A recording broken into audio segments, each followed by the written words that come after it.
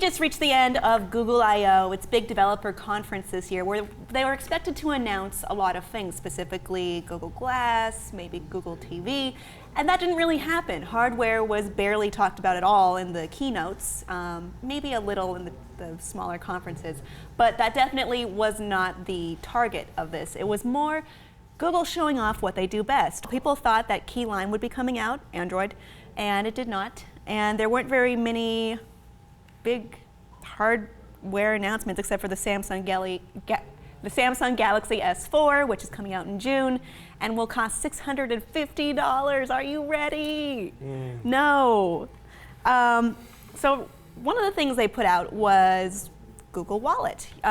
Right now, actually, you can send money via your Gmail account on the attachments button, and you can hook that up to your bank account and transfer for free, or you can hook it up to a credit card and transfer it with a small charge. And they're saying that this is safer than if you were to go shopping online and just put in your credit card number, because this way the shopkeepers never see your credit card. You into it? I mean, somebody sees my credit card number. Well, Google does. Do I trust Google more than I trust Amazon? You trust Google with everything. I guess. I feel as though I'm missing out on a lot of features that were announced because I have nothing to do with Google+.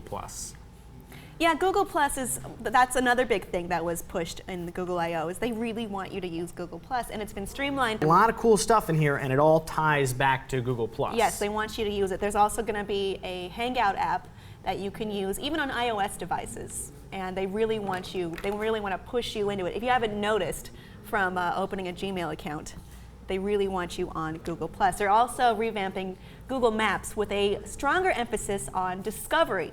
So you could take a small preview of that right now, or sign up for a beta, another bigger beta, coming out later in this summer. And I think it looks pretty cool, I guess. This is the Google app that I use the most. Yeah. The Maps. Yes. Because I use it on all my devices. It's how I get around. It's far superior to Apple Maps. Everything's superior to Apple Maps. But they are trying to trump Apple in a lot of ways. They've also added photo tools to their Google Plus, and Google Now, apparently they want you to be able to do voice assistant type stuff like Siri, but on your desktop if you have Chrome installed, and it's more conversational. So you could say, okay Google, tell me where the flower shop is. How far away is it? You know, it's more conversational. Seems like Google said, okay, these were 10 things that were popular this year. We're going to do our own version of them. Yeah. You like Instagram? You like Siri? You like Spotify? Do you like Google Spotify? Does all those things Because now they have Google Play Music All Access. And that's going to be their service, very similar to Pandora or Spotify, except it knows what you like because it's Google and it knows everything about you. And that is coming out pretty soon. If you sign up, it'll be $9.99 a month for the service and $7.99 if you sign up before June. I can't put my finger on it. What did Google do wrong with Google Plus? What was the miss there? Do I need another social network? But for all intents and purposes, it's better than Facebook. Yeah, it definitely is. It works better. It does more stuff. It's not nearly as irritating. But everybody's stuck with Facebook. And I did too.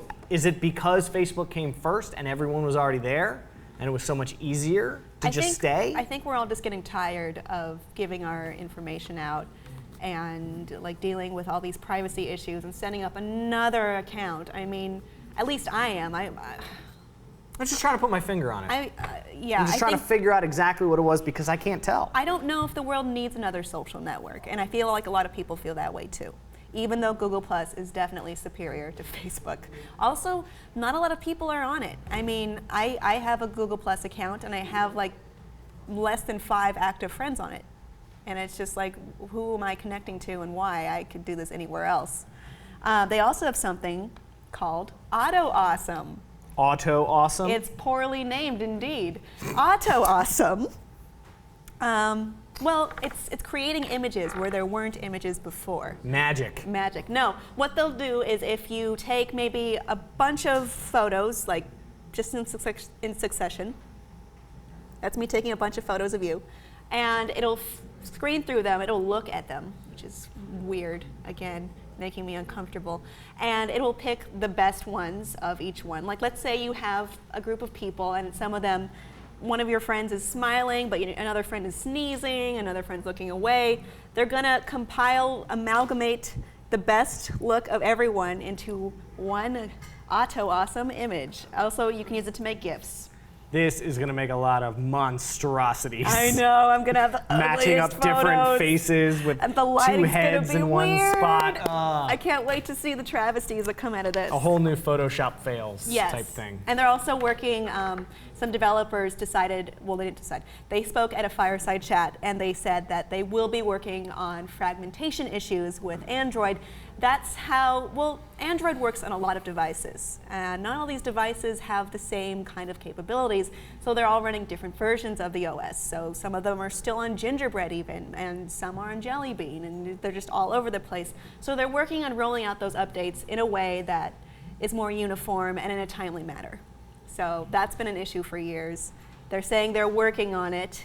I hope that doesn't like pigeonhole people into the same problem that iOS users What's face. that? How if everybody's using the same thing, there's not nearly enough customization ability? Oh, now who doesn't know words?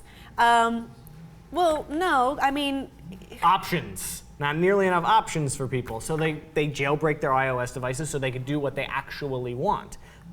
Android OS doesn't really have the problem where they're restricted as much as Even iOS. if they do the same operating system across the board. Well, yeah, but you can still, there's heavy customization abilities on it, and that's one of the key things that makes people like Android software more, and it appeals to them more, is that you're not generally locked in. So no, I don't think that will be a problem. It's just people are still running on software that's several years old. When there's newer software, better software out there available, it won't work for your device. So this is basically Google polishing what Google does best already, and it's a little disturbing in that how closely the software pays attention to you and watches you and knows what you're doing. And well, it's on your face. yeah, It's got a pretty close symbiotic relationship with your head. I think there are some exciting things coming from Google, but they're also maybe disturbing.